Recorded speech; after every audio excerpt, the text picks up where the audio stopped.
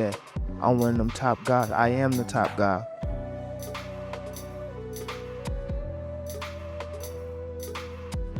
Gervonta, David. Camera. Oh, Say shit. light camera action. Light action. Yeah.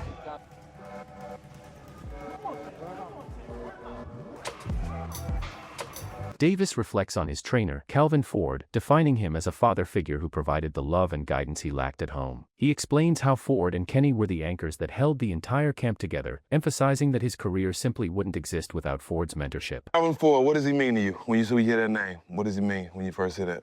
A father. Father.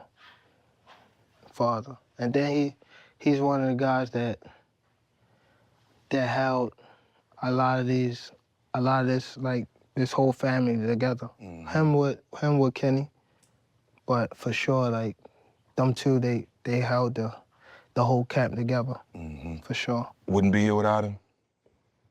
Would you say that? Without Calvin? Yeah, I probably wouldn't be there without him.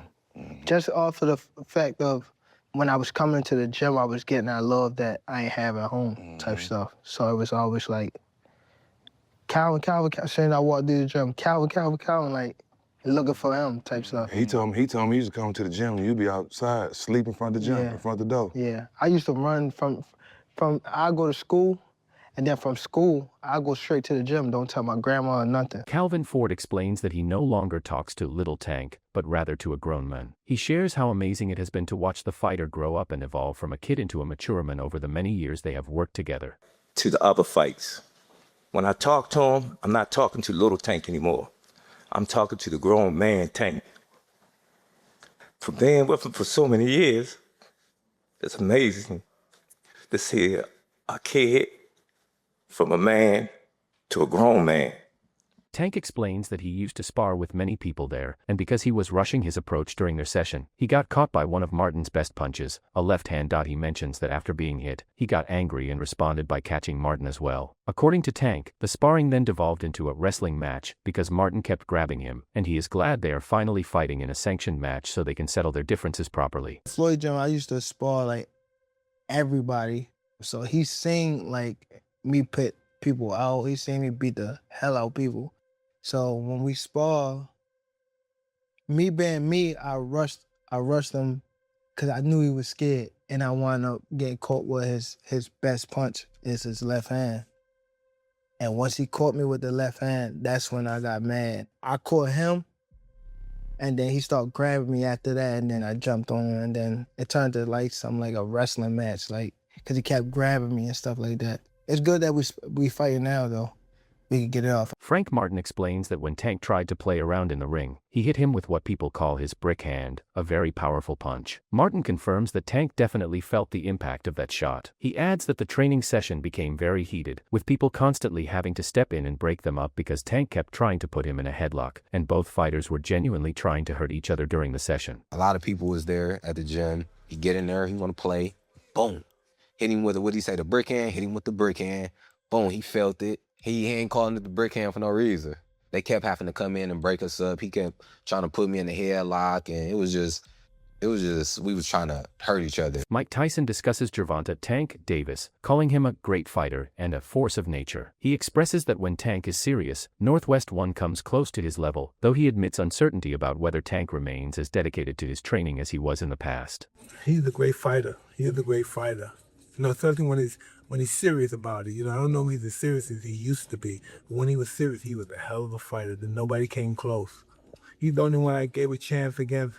Shakur and that guy, Keyshawn Davis, they're scary fighters too, because they're sophisticated. The other guy's sophisticated than me, but Tank is just a force of nature. You know, you just gotta give him the... Tyson calls Tank a force of nature and considers him the only fighter with a real chance against Shakur. He notes that while fighters like Shakur Stevenson and Keyshawn Davis are incredibly sophisticated, they are dangerous because of their movement. Tyson warns that if you stop moving or try to stare Shakur down, he will pick you apart. He emphasizes that staying in constant motion is the only way to compete. The credit, you know, even though he's talking shit and stuff, he's a fucking man. If they ever fight, Excuse me? if they ever fight, Who fight?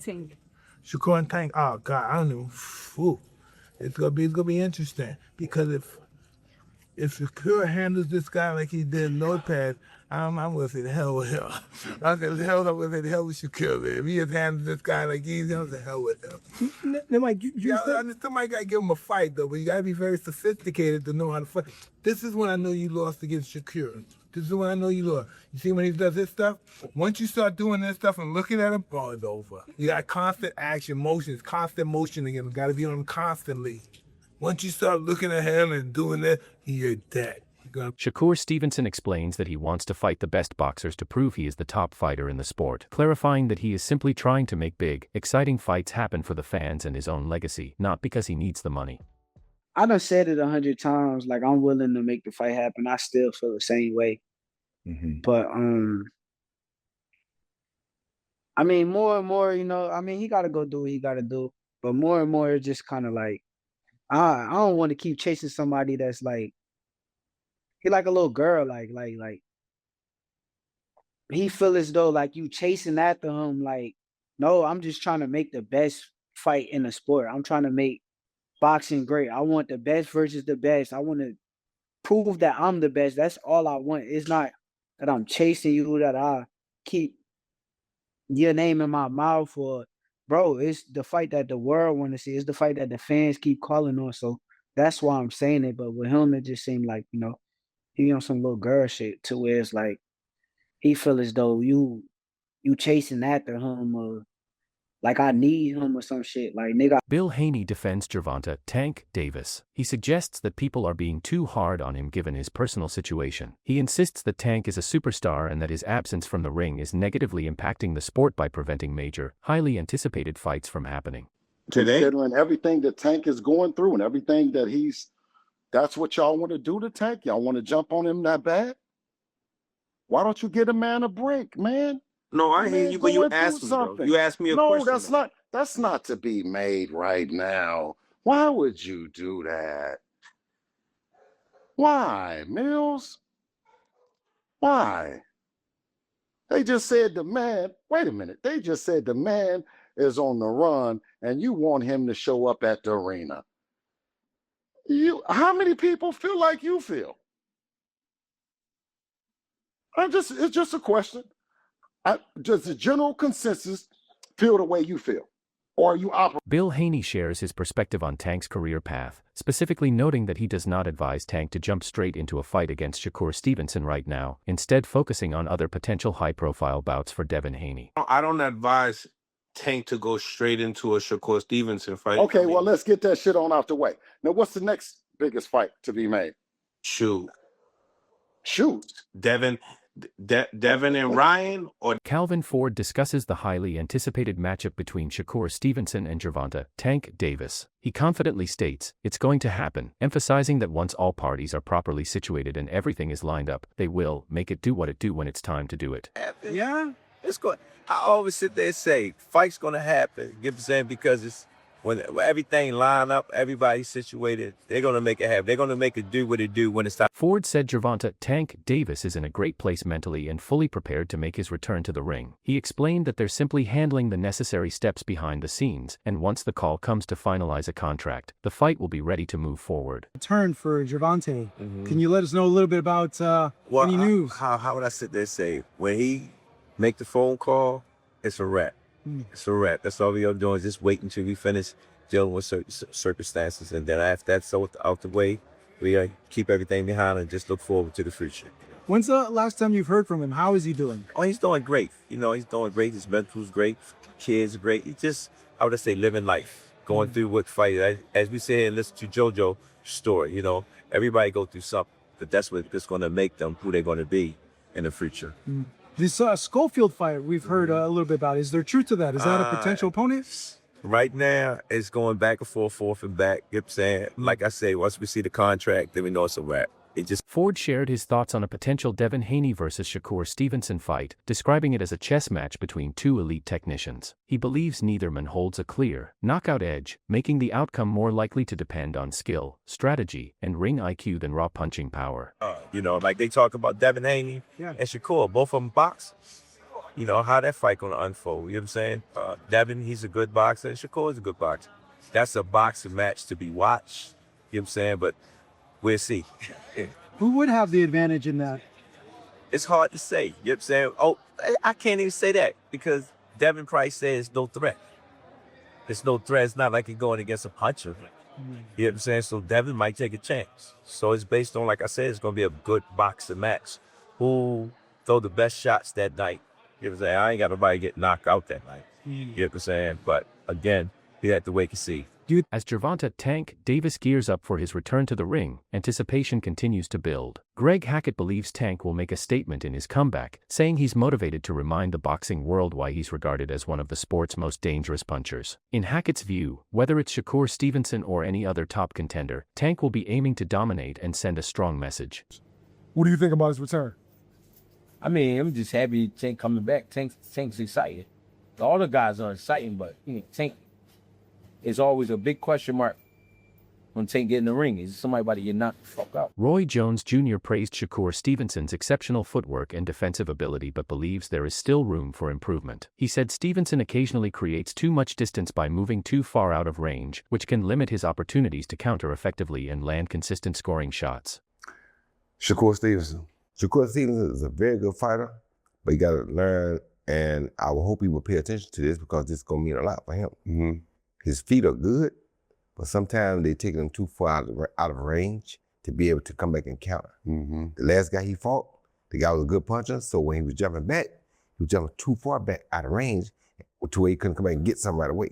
You know what I'm saying? And for the fans, it starts to look bored.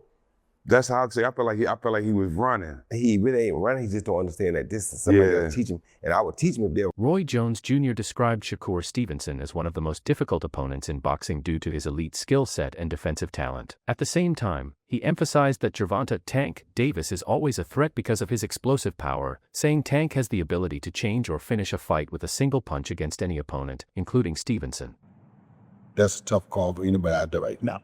I'm not going to tell you that I think he's going to beat Shakur goes, like I even say after I heard since about to make a thing said that I said that Tank will beat Shakur. I said Tank will beat him. I said take that. Stephen A. Smith praised Gervonta "Tank" Davis for remaining focused despite the distractions surrounding him. He called Tank one of boxing's most dangerous and gifted fighters, saying a single disappointing performance shouldn't define his career. Smith also believes Davis has the power and explosiveness to present a major challenge for Shakur Stevenson if they ever face each other in the ring. Okay. Frank Martin caught him with some good shots. Gervonta Davis kept coming. So he can punch. He's a knockout artist. He can box. He's not given enough credit for it, okay? He closes. He finishes. Once he smells blood, he's like a shark in blood-infested waters, Molly. He will finish. Terrence Crawford questioned the confidence of those predicting Gervonta "Tank" Davis would beat Shakur Stevenson. While acknowledging Tank's knockout power, Crawford pointed to Stevenson's technical skill, defensive ability, and boxing IQ, suggesting those qualities would make him an extremely difficult opponent to overcome. Yeah, he's definitely respected in boxing. But Shakur is a different fighter. You know, Shakur is different. You know, people may call him boring. People may say he can't punch. But they said the same thing about Floyd. Because they defensive fighters. Yeah. Tank is not going to be able to hit Shakur like he hit everybody else. And he know that. Carl Frock admitted that choosing a winner between Gervonta "Tank" Davis and Shakur Stevenson is far from straightforward. While praising Tank's explosive power and attacking style, he said Stevenson is such a gifted boxer that he has the ability to trouble any opponent, making the matchup difficult to predict. Davis, big puncher, really exciting. He was looked after by Floyd Mayweather then. I don't know if he still is now, but he's got that kind of confidence, arrogance about him. And that, for me, is a 50-50 fight that could go either way. They can both punch hard. They're both quick. I think Gervonta Davis, for me, I think he's unbeatable. The Blue Blood Sports TV host said Gervonta "Tank" Davis has been calling out several top fighters on social media, including Shakur Stevenson, Devin Haney, and Richardson Hitchens. Although Davis's account is not verified, the host pointed out that verified figures such as Claressa Shields, Shakur Stevenson, Devin Haney, and Bill Haney have interacted with it, suggesting it is authentic. He also highlighted a heated online exchange that began after Davis used Claressa Shields' photo as his profile picture, leading to a public back and forth between the two. Tank Davis is calling out Shakur Stevenson, Devin Haney, etc., etc. Richardson Hitchens. They're all going back and forth. It's verified this is his account, right? It don't have the verified check mark, but everybody else is verified that's responding. They wouldn't respond to him if it was a fake account, if it wasn't him. You got Claressa Shields responding to him, her verified account. Shakur Stevenson, Devin Haney, Bill Haney, Richardson Hitchens, etc. All of these people are responding to Tank Davis and his G Money account. To the point where I'm going to do a video. Tank Davis calls Claressa Shields a dog face. Claressa Shields says, why is my face your profile picture? He said, because I wanted a dog to be representing my account.